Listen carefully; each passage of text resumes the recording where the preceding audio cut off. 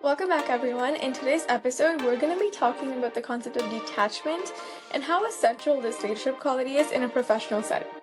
We're going to be drinking a simple hot drip coffee with Nathan Ho. Nathan has spent over 13 transformative years working in Asia, and to say that he has a passion for nurturing the next generation of business leaders is an understatement. Nathan is not only an active alumnus, but he also serves as a board member on the Western University's Alumni Association. Welcome, Nathan. Thanks, Mubina. Thanks for having me here.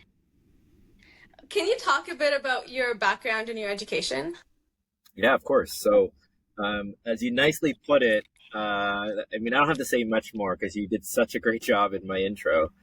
I'm super proud of my career, and I was born and raised here in Toronto, Canada. I went away for 13 years to Asia Pacific, specifically in Hong Kong, where my roots are. But from an education standpoint, I went to Western University. Couldn't be prouder. Go Mustangs! And Yeah. I just I'm so proud because it made me kind of who I am today, and henceforth why I'm a participant as a board director of the Alumni Association. So just can't rid me of that purple and proud nature that I have. When I went to Asia, I worked in the coffee business.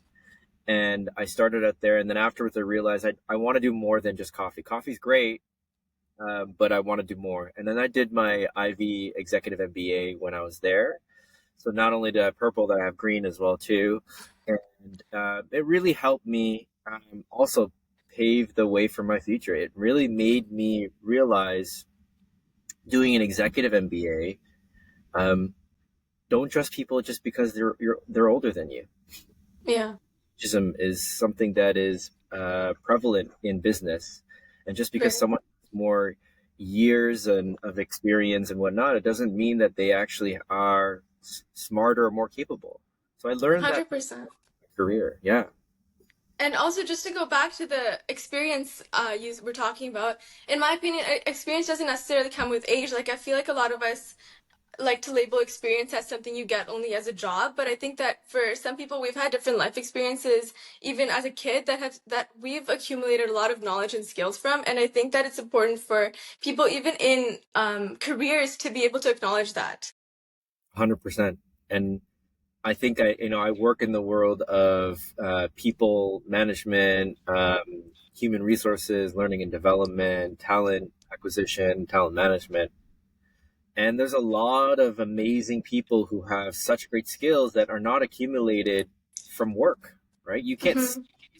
someone's life story and experiences they've had on a CV, on a Yeah, resume. I know. And it's so, Exactly, like if so yeah. challenging, right?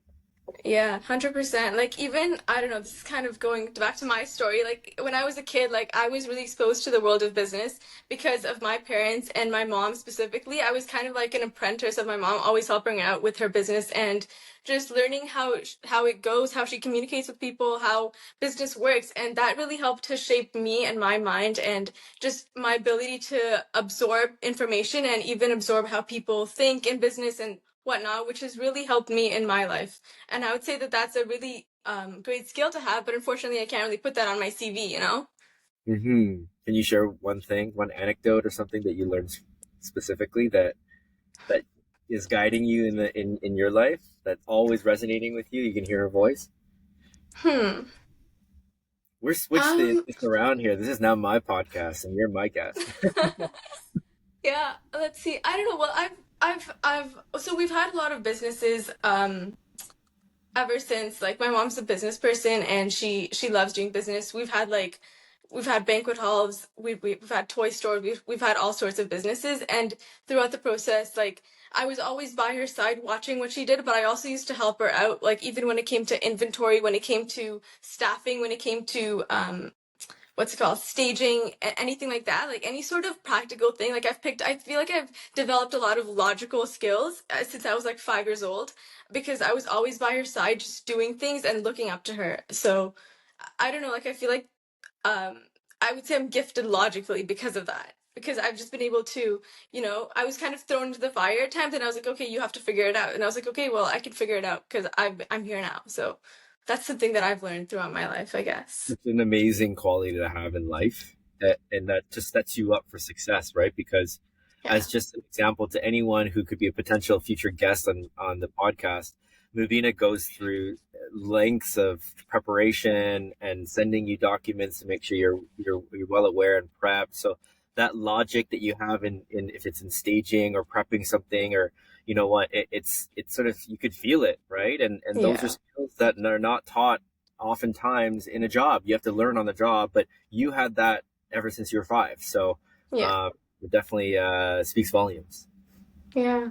For sure. So what inspired you to take on your career path?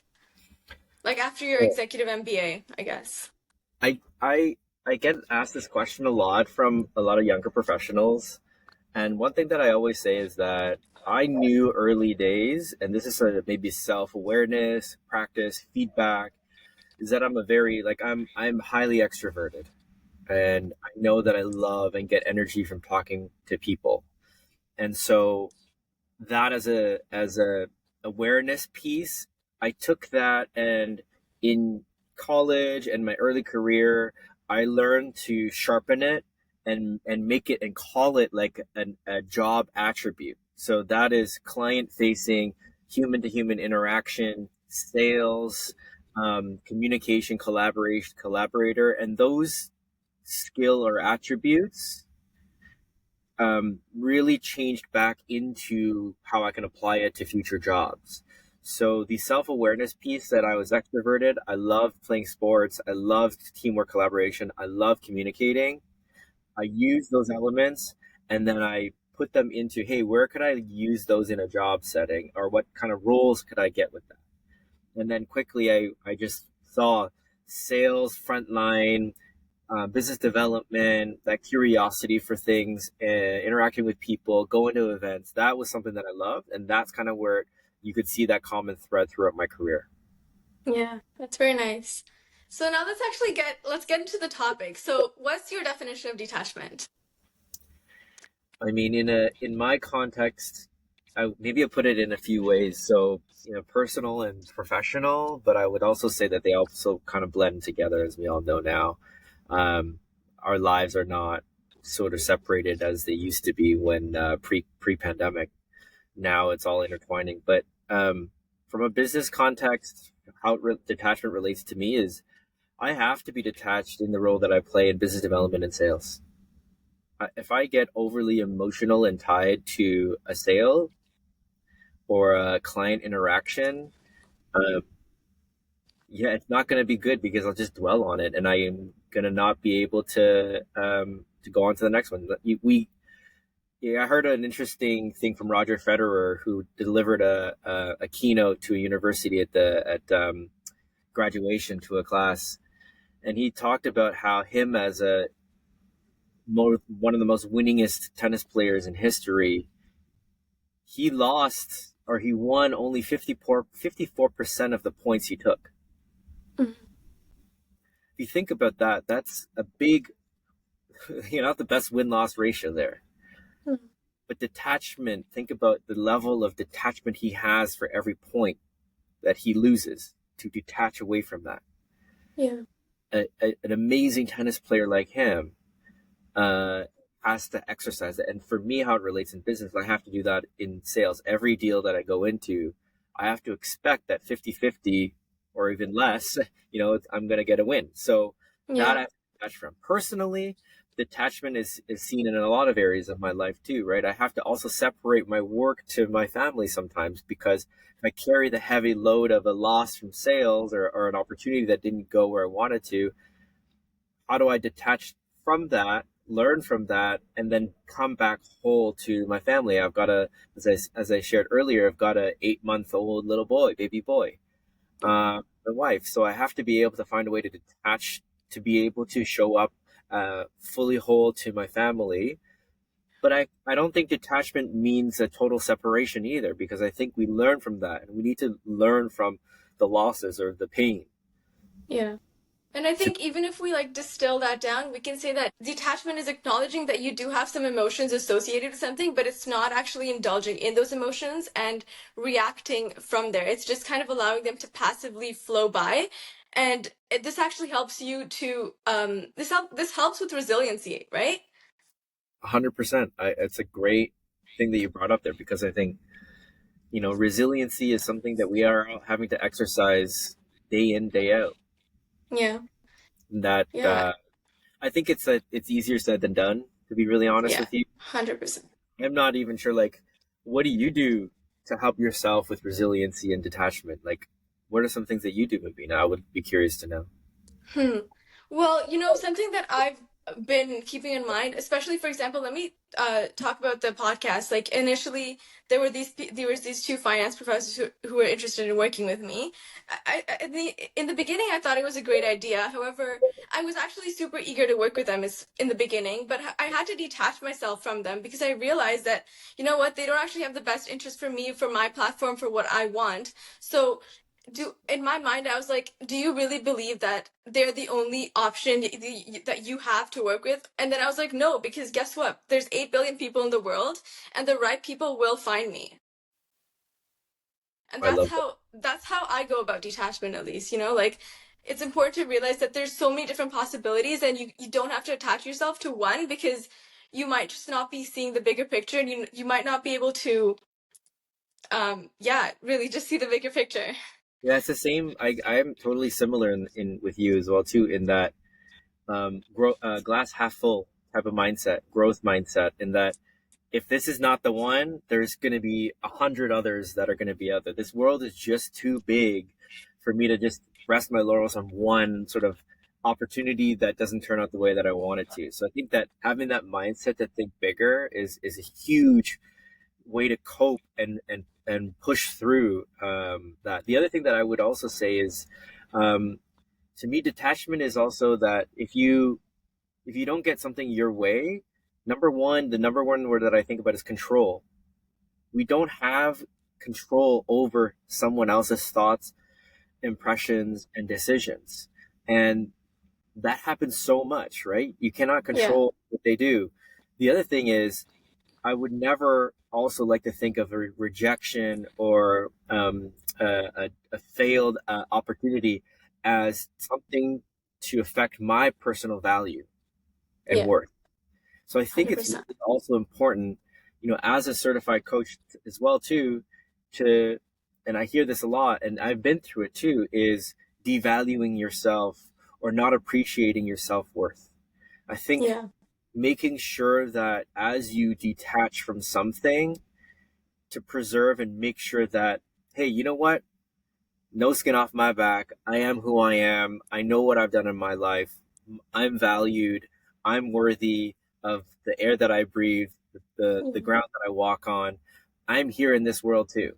And I think Yeah. that a lot of people might need a reminder as well too of that. And so that's also where sometimes it's really really beneficial just to act with kindness, because people Yeah. lose that a lot.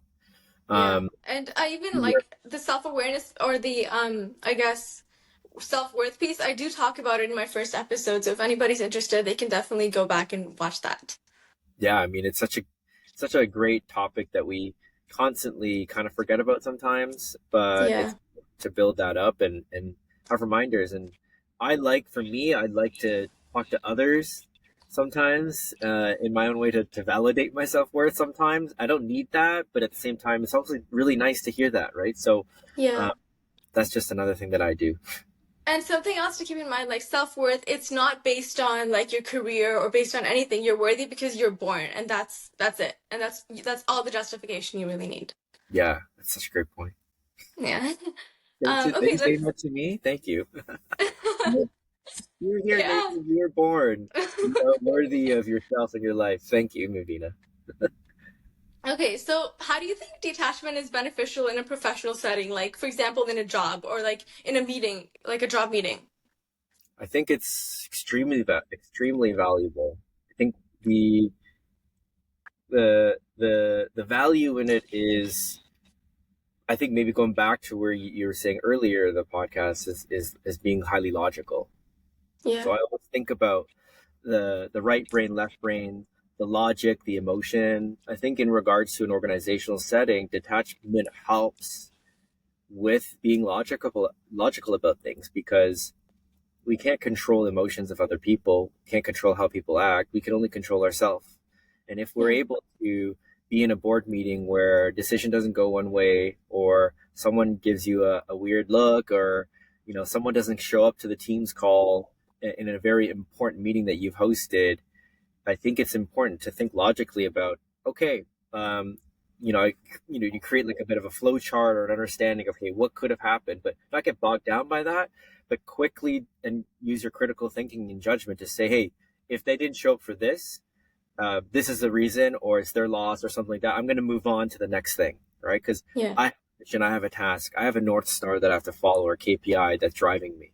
So I think Right. it's important to keep that element of detachment there in an organizational setting to move forward and be productive. Yeah. And I also think like even when you're having an argument, like are you kind of stuck where you just want you're attached to your idea and your solution to a problem, or are you able to actually hear people out and kind of integrate, you know? Yeah, I think there's a lot of, um, well, not a lot. There's actually not a lot of empathy that happens in the workplace. Yeah, Everyone wants to for hear sure. about themselves, and it's like it becomes like a talking at you wrestle match. It's not Yeah. talking to you or collaborative or even hearing you out. So I think with regards to organizations and leaders and people working, um, how do you convey your message, but also understand that the other person you're talking to, and really getting that trust to have them listen back to you too, right? I think that's another Yeah. thing. If you're not building that trust or that rapport, you're ever only going to be talking at people, and they're only going Yeah. to ever be talking at you. Yeah. It's going to be a bit of a mix. It's always going to be oil and water. And I think that Yeah. with regards to being in the office, it's so important to create those social etiquette skills to Mm-hmm. communicate and have people even like you in a way too, in order to get stuff done. Because if they don't like you, or they don't know who you are, don't trust you, they're going to have a guard up. They're never going to tell you 100% of the truth. They're going to maybe be very defensive and sort of and withhold stuff from you too. So that's kind of where I think if we want to get productivity in the forefront and really drive performance and achieve things you need to achieve to get stuff done in an organization for progress, it Yeah. starts with having that social element to be able to gain that trust, talk through, think empathetically about the other person, and then that goes back both ways, and that becomes much more, beneficial and valuable for the relationship at work. Yeah, and even just going back to that point you were talking about, I was thinking that even because sometimes when we're in a board meeting or for example, we have like executive members present, and sometimes people focus on speaking because they want to impress the executive members in hope that they're going to get promoted or something like that, and they kind of they just want to win the argument in that sense, because then they'll probably think like, oh, if I don't win, then I'm gonna seem stupid or my idea is gonna seem like, like just not good or something like that. Does that kind of resonate or? Yeah, I think with you know, a thing that comes to mind is validation, right? Um, Feeling complete or whole. So we live in a society where we have parents who, when you're young, and I'm experiencing now, um, and I'm going to be experiencing it more, where your child is looking for your validation as a parent, right? Mhm. They'll do something at to a certain point and then look up to you and then see if they're doing something and then you smile and then they continue doing it, right? Mhm. Maybe that's ingrained in us from a very young age for validation, Yeah. to know that Mhm. we're here on this earth and we mean something. It's a very like lofty idea, but I think with regard to human beings, we actually innately crave for that always, because as a Yeah. child, we want to know that our humanity, our existence, our being is real, and the only Right. way you can know that it's real is through someone else as a feedback mechanism. Like you can always be in your own world and think you're here, but I think that the validation, that's why even in social context, having a relationship with a long-term partner, I think being I think yes, you're right. Your ego is always needing to be validated by another person, but not your authentic worthy self. yeah, I think that's a whole other area of conversation Yeah. that I would love to also dive into. I think maybe I got a little bit too far out of the realm here, but yeah, with regards to an organizational context, I think that when I was saying earlier validation in a board meeting and whatnot, people like that, and you got to find a way to also play to it as well too, right? Sometimes in order to get validation and to say, oh, thank you so much, sir or ma'am, for this or whatever, that plays into the element of trust and likability too, right? We're not trying to play games here, but sometimes if you can read the other person in a way that like their love languages or their work languages, that's how to Yeah. get stuff done too, right? Mm-hmm. For sure. I guess we already talked about myths. What are some strategies you can use to help practice detachment in the workplace? Oh, that's a good question. Um, I think also detachment to everyone is different, so everyone will have their own interpretation and how they live through it. But just say for me, how I practice that is number one, I'll have being a professional and being in sales and being having to practice that indirectly every time I get a rejection. It's just ingrained. So I think in order for you to feel a need to feel that level of detachment, you've got to have risk and you got to try stuff. So Yeah. the first thing, putting yourself kind of out there for opportunities, raising your hand to do something. And if you get rejected or it doesn't go your way, then you can exercise a level of detachment. So number one is like putting yourself out there for opportunities to Yeah. put yourself out there. And then afterwards, when you get that feeling of, okay, how do I then detach? Sometimes it is self-awareness. So to me, it's also like talking to other people to help validate my own thoughts about things.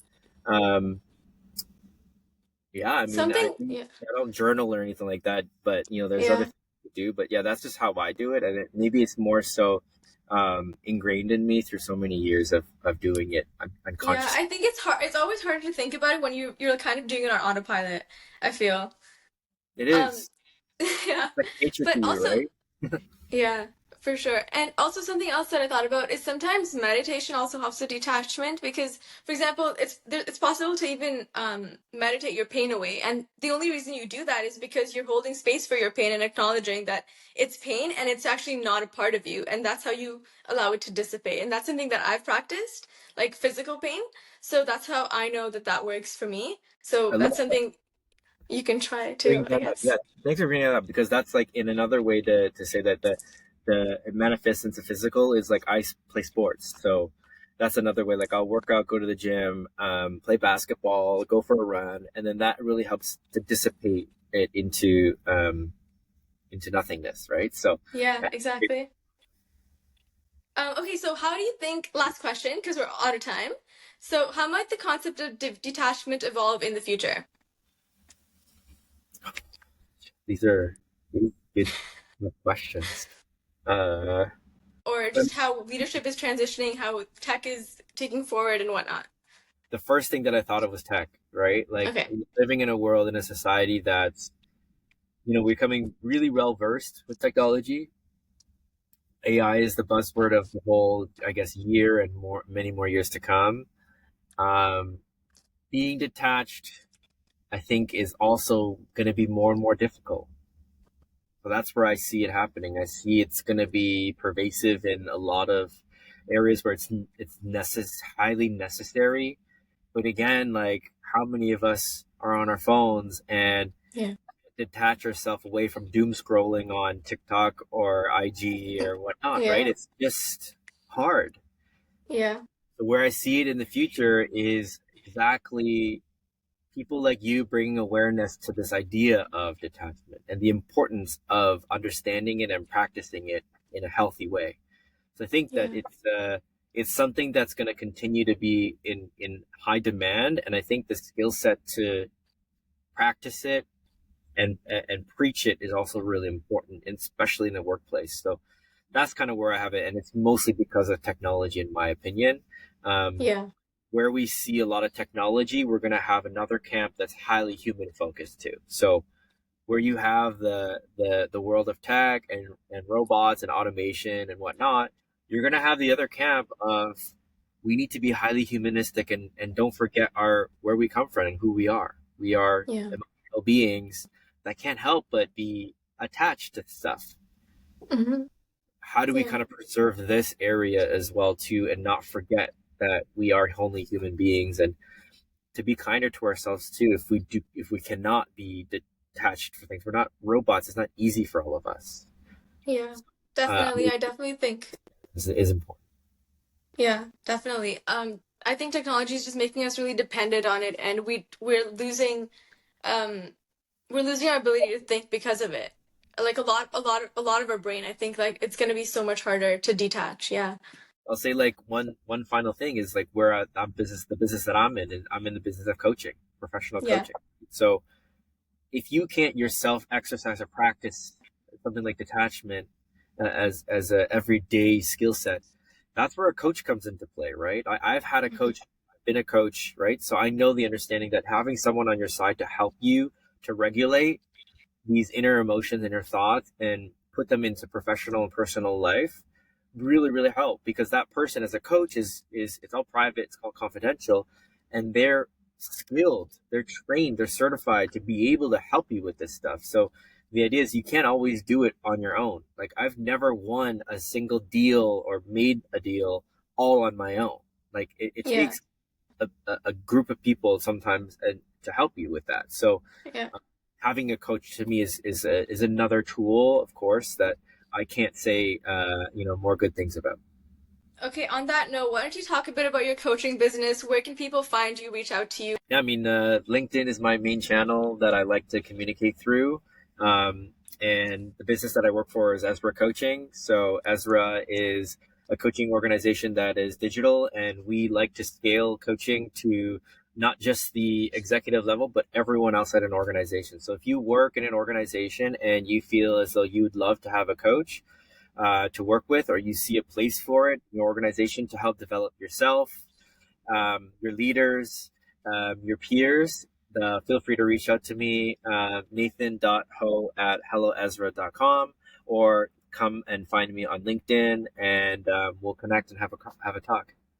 Okay, great. This was an amazing conversation. Thank you so much. I hope people learned a lot about the concept of detachment. Awesome. Thanks, Mubina. Thanks for having me.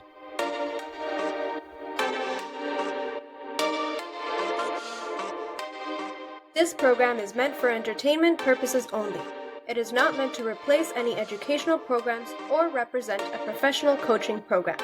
All examples provided by the author and speaker are purely anecdotal and are not meant to represent any institutions or companies in affiliation with the creator.